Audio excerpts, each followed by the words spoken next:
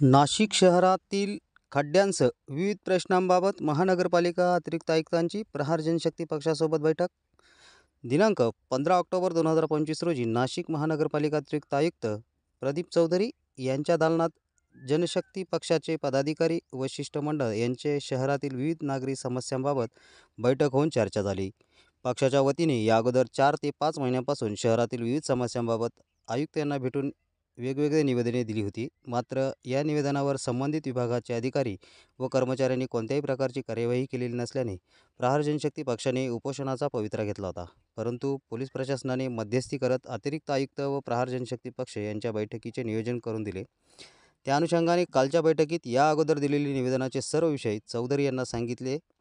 काही विषयासंदर्भात त्यांनी लगेच संबंधित विभाग प्रमुखांना फोन करून त्वरित कार्यवाही करण्याचे आदेश दिले. तर काही विषय संदर्भात लवकरात लवकर अधिकाऱ्यांशी चर्चा करून 8 दिवसात कार्यवाही करून विषय मार्गी लावण्याचे आश्वासन दिले.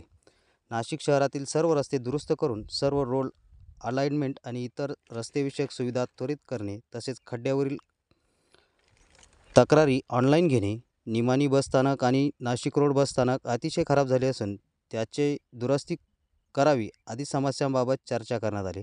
या बैठकीस प्रहार जनशक्ती पक्षाचे संपर्क प्रमुख दत्तू बोडके, जिल्हा प्रमुख शरद शिंदे, नाशिक शहर प्रमुख श्याम गोसावी, युवा आघाडी जिल्हा प्रमुख जगन काकडे, नवीन नाशिक प्रमुख निवृत्ती धात्रक, सामाजिक कार्यकर्त्या शोभाताई काळे आदी उपस्थित होते.